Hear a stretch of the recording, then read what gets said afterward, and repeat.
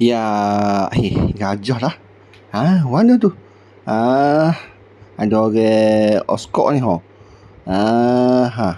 Laki tu duk kontrol gajah depan ni. Takut gajah liar tau ni. Mungkin tu.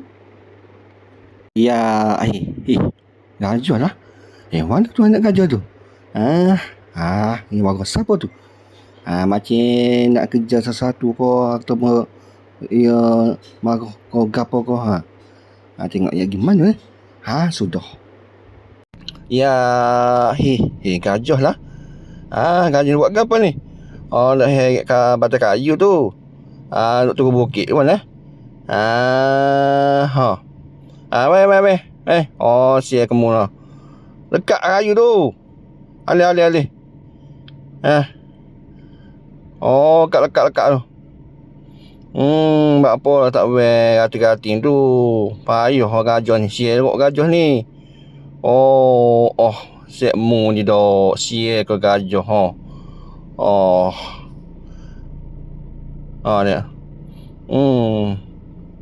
Mana tu lekat tu?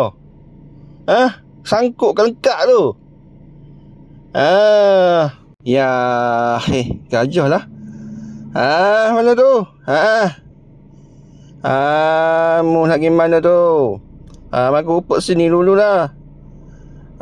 Mu dok. Makan dulu. Sebelum aku lepas mu. Buat kerja ke apa duduk dia. Kamu milih makan.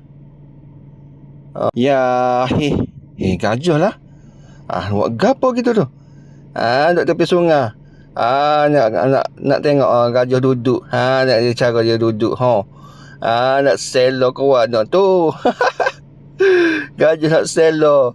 Bela-bela dia semua tanah belakang badan dia tu. Garu gata punggung dia. Rumah gajah ni gata kali biasa ni.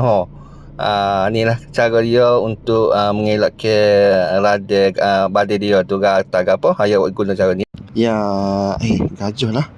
Mana tu duduk atas lagi tu tak situ kau?